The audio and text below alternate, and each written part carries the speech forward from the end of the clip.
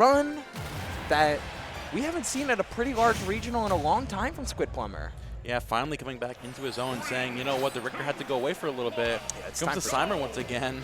His Simon's different. And he's got the purple Simon skin with the tag Will Afton. I hate him so much.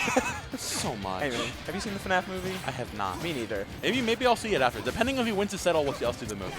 Yeah, will we give Will we pick the movie? FNAF our money? Will we be consumers?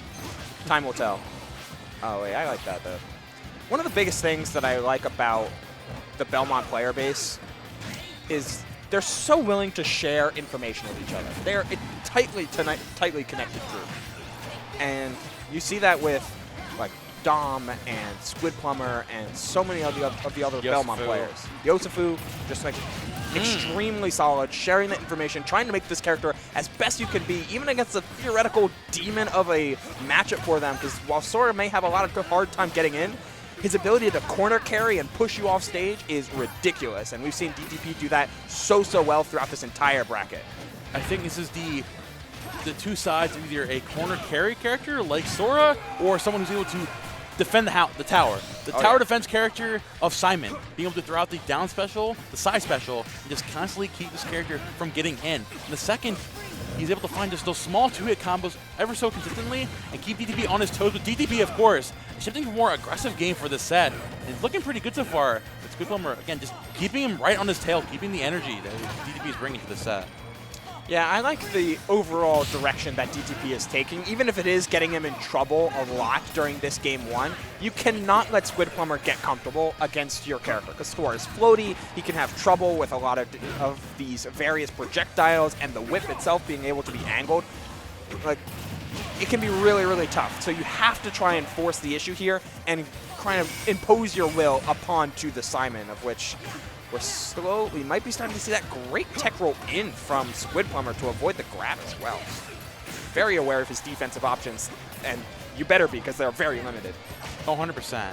We're seeing Squidplumber hang on this lead very well. Again, we saw the same thing in DP set against Mercury. DP isn't able to get comfortable, isn't able to find his combos consistently. We're seeing him scrambling, trying to find a way in, trying to run in, throw out those spells. And if you're expecting it as a character like Simon, you can find some big damage, of course, with the spell of your own, with that Holy Water. Ooh, nice drag down there, too. Yeah, Squidplumber's punishes on DP in general have been phenomenal. Oh, he disappeared. I mean, he teleported.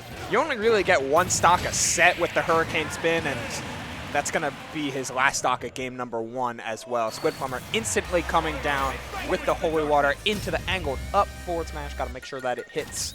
So that way, and in comparison to SDI, that is game one to Squidplumber trying to continue his run, his loser's run even. He lost he lost early. in round one of top 32 and has made, I believe, so 17, 13th, 9th, has made a 4-set losers run so far.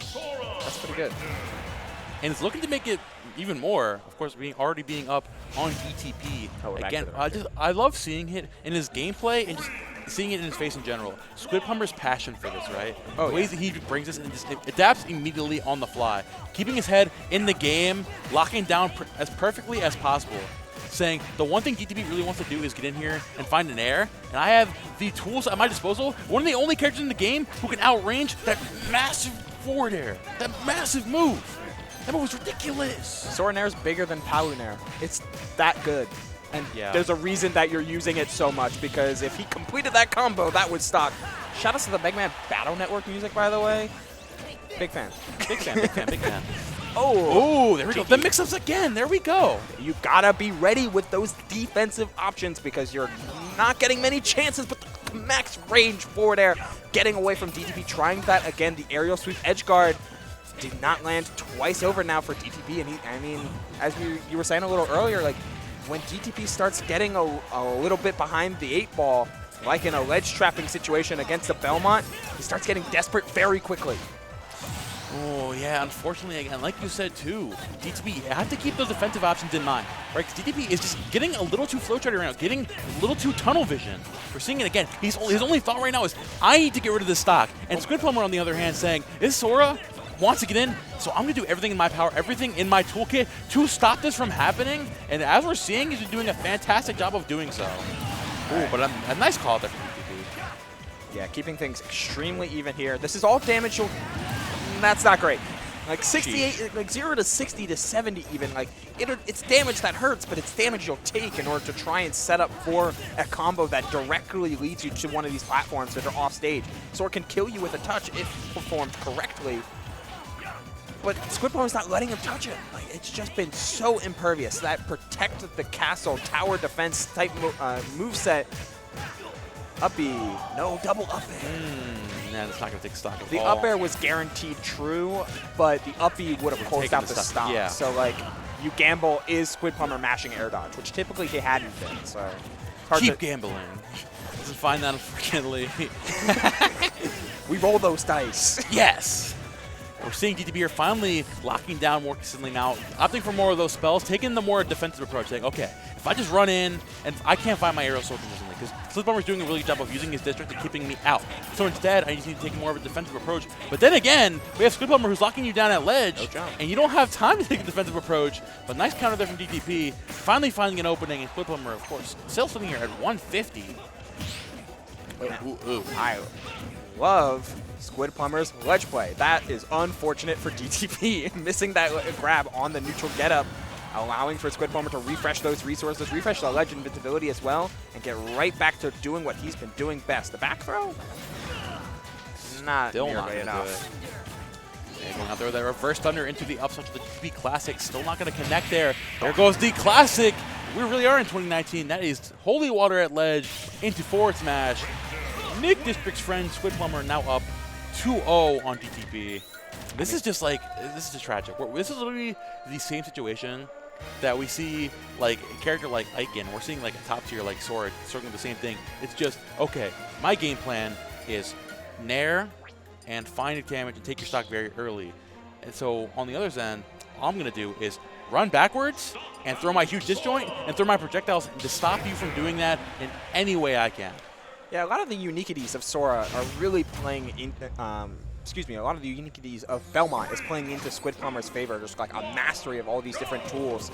Like, while Holy Water and Cross and Axe are all very linear and limited in their projectile usage, they're all made up for by the ability to angle your forward air and back air up and down. Squidplumber is making up for the non-linear movement that DTP has been enjoying to do by just forcing linearity into his game plan, making DTP commit to a direction before inevitably finding a way to put a hitbox there. 100%. We're seeing, of course, he's locking down in this game 3, keeping the same game plan going into the rest of this set, saying, okay, I've got you locked here at ledge. You've got to force your way in if you ever want to get through this huge maze, which is my entourage of projectiles being coming at the ledge time and time again. DTP struggling so hard to come in because, again, being a floaty character like Sora just makes it so difficult to get through this barrage of moves being thrown at him. I mean, consider, right, like something that DTP is so comfortable with doing is starting combos with something like a nair or a forward air. Way to save your jump from Squidplumber. So well played. And now Squidplumber can go back to doing what he had been doing, which is making those jumps that DTP is so comfortable doing with like Short Hop Firaga, any sort of like approaching or retreating nair.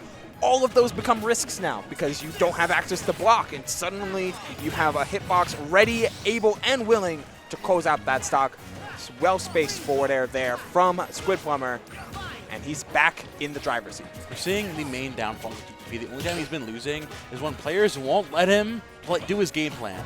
And Squidplumber, his only game plan is not to win, but to make DTP lose. Force him to not approach. Force him to take another gander at his game plan, right? And so DTP's not comfortable camping consistently, right? He wants to get in there and find his damage as Sora, and he can't do that because Squidplumber has been on it, just pressuring him time and time again. Think about the entirety of the set thus far. It's been Squidplumber finding ways to keep DTP out and find a ton of damage and kill confirms off of that tempo.